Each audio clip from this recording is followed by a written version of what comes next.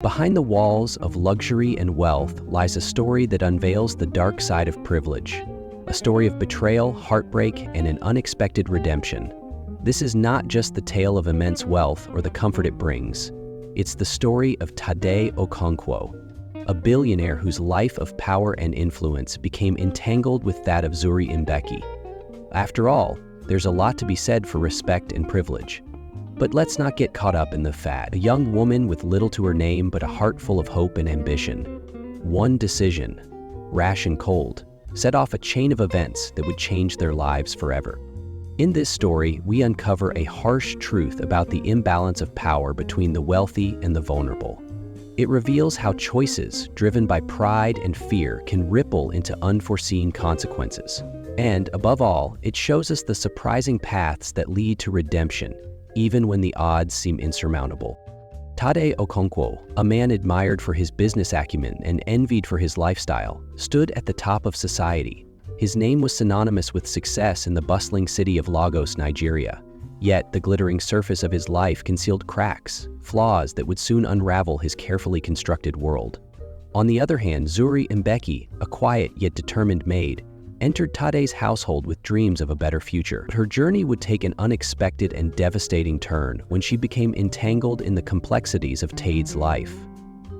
This story is not merely about wealth or status. It is a powerful exploration of how the decisions we make, especially in moments of crisis, can reshape lives and reveal the true depth of our character. What followed after that fateful decision was a collision of emotions, shame, regret, and resilience that would echo across their lives, leading to a conclusion no one could have foreseen. This is the story of Tade, Zuri, and a moment of reckoning, a story of choices that challenge morality, decisions that expose humanity, and redemption that demands a heavy price.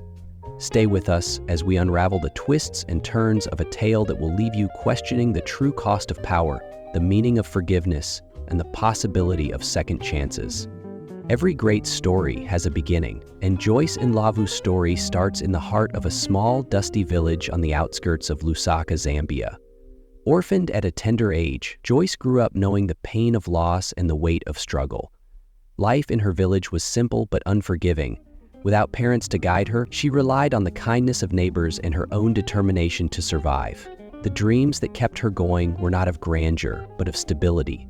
A life where she wouldn't have to wonder where her next meal would come from. From the moment she could walk, Joyce understood hardship. She worked tirelessly in fields and homes, earning meager wages just to scrape by. Schooling, though a dream, was a privilege she could barely afford. Still, Joyce was driven by a quiet but unshakable hope, a belief that somehow she could rise above her circumstances. By her late teens, Joyce realized that staying in her village meant accepting a life of unending struggle, and so, with little more than a small bag and a head full of dreams, she made the daring decision to leave. Her destination? The bustling city of Lusaka, where opportunities, though scarce, seemed brighter than the limited horizons of her village. Life in Lusaka was anything but easy. For weeks, Joyce searched tirelessly for work. Each rejection chipped away at her spirit, but she refused to give up. Eventually, her perseverance paid off when she landed a job as a maid in the luxurious home of Eric Adebayo, a man whose wealth and power loomed over the city like a towering shadow. The mansion was unlike anything Joyce had ever seen. Its marble floors gleamed under the chandeliers, and its vast hallways seemed to stretch endlessly. Yet, despite the grandeur, the house felt cold, empty in a way that no amount of riches could fill. Eric Adebayo, the billionaire she now worked for, was a man surrounded by wealth, but haunted by solitude. From the moment Joyce met him, she sensed the weight he carried. Eric was reserved, almost aloof, with an air of detachment that seemed to shield him from the world.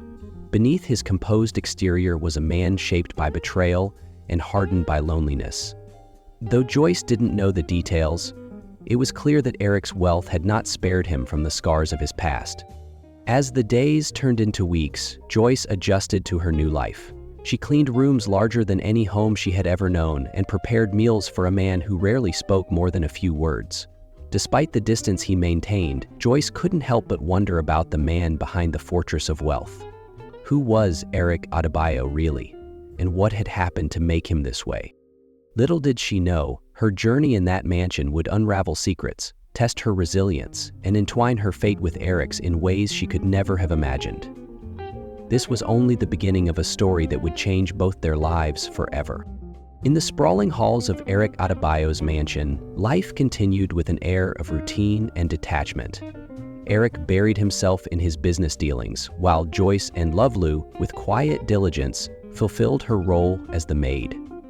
She moved through the house like a gentle whisper, never imposing, yet her presence became increasingly difficult to ignore. At first, Eric viewed Joyce as just another employee, a face among the many who worked to maintain his lavish lifestyle. But over time, her humble nature and unyielding work ethic began to stand out. Joyce didn't complain even when the tasks were grueling. She didn't pry into his affairs or seek attention. Instead, she worked quietly and efficiently, always treating the mansion and its owner with respect. It was this quiet strength that first captured Eric's attention. The walls Eric had built around himself were thick, forged by years of betrayal and disappointment. Yet, there was something about Joyce's authenticity that began to chip away at his defenses. It started with small gestures, an occasional thank you, a passing comment on her meticulous work. Slowly, those gestures turned into conversations, brief at first, but gradually growing in depth. Eric often worked late into the night, the glow of his study's lamp casting shadows across the room. It was during these late hours that he and Joyce began to talk. Initially, their exchanges were practical, questions about the household or reminders about the next day's schedule. But soon, they ventured into uncharted territory. Eric, a man who rarely shared his thoughts, found himself opening up to Joyce. He spoke of his childhood, his rise to wealth, and the betrayals that had left him wary of people. Joyce listened with a quiet attentiveness that he had rarely encountered. She offered no judgment, no unsolicited advice, just a willingness to hear him out. In Joyce, Eric saw a purity he hadn't known in years.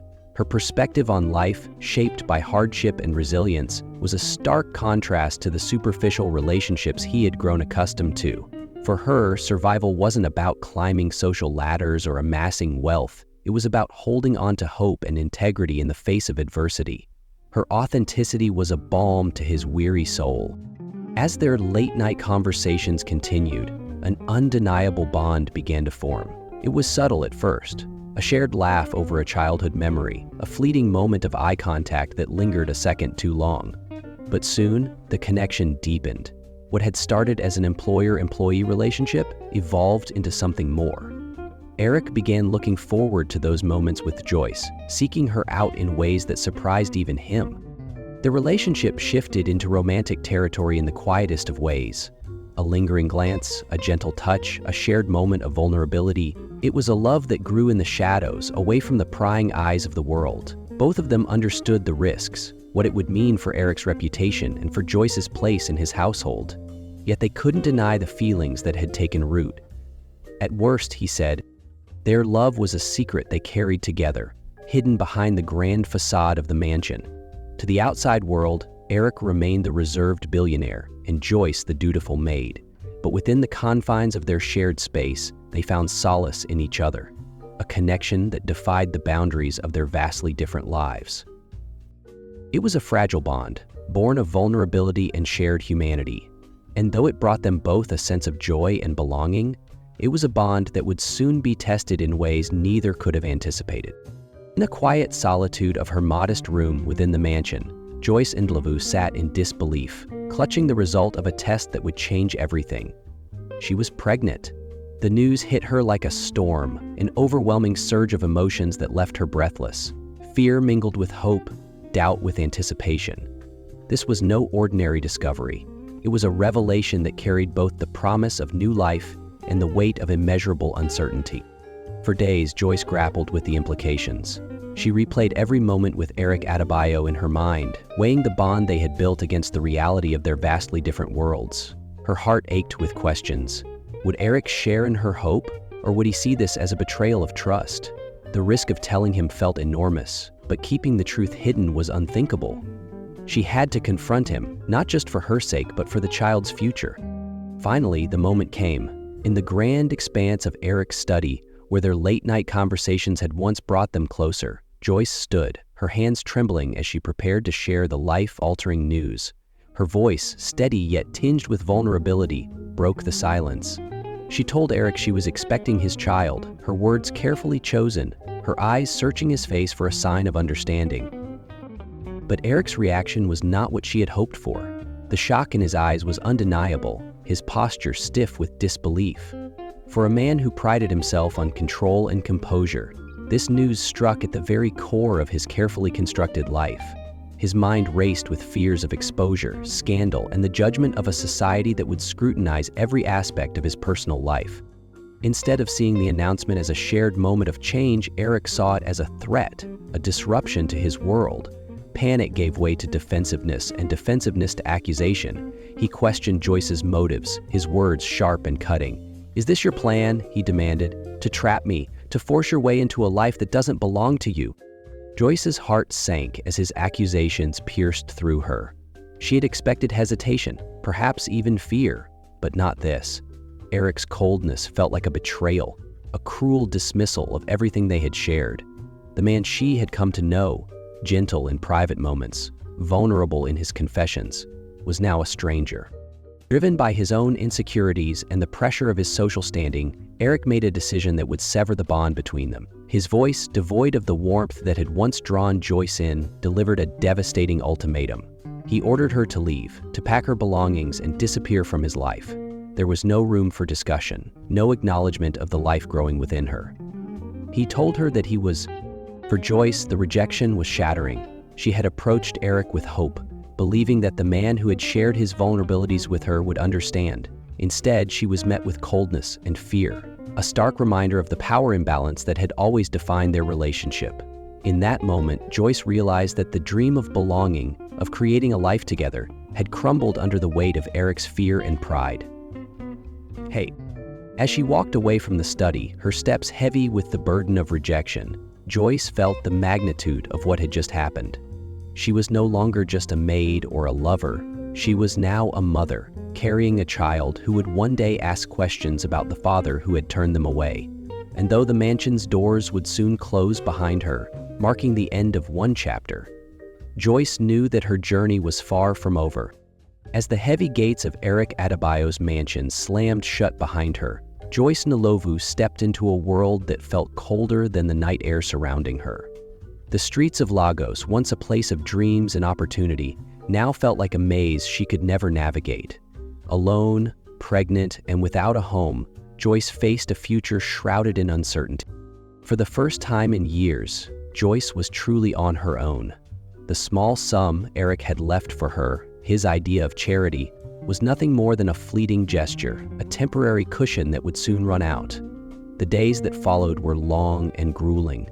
Without a roof over her head, she found refuge where she could, sometimes in makeshift shelters, sometimes in the kindness of strangers who saw a glimmer of her humanity. But in every corner of her new reality, there was struggle.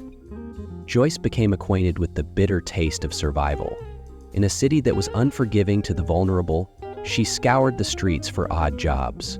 Washing clothes, cleaning homes, and even selling small trinkets on street corners became part of her daily routine. Each task, no matter how small, was a victory, another step forward for the child growing inside her. The discomfort of her pregnancy did little to slow her down. Instead, it fueled a relentless drive to keep going. But survival wasn't just about physical labor.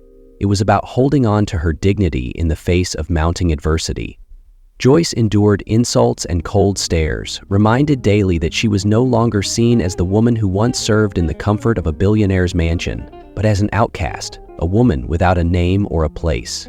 Yet through it all, there was a fire inside her, a fire that refused to be extinguished. With every rejection, every painful day, she grew stronger, more determined to protect the life she carried. And then, miles away, Eric Adebayo sat in his mansion, surrounded by the opulence he had built, but with a heart that felt emptier by the day. His world had once been perfect. He had everything: wealth, power, influence. But now, in the silence of his grand estate, the house seemed to echo with emptiness. The walls that had once stood as symbols of success now closed in on him.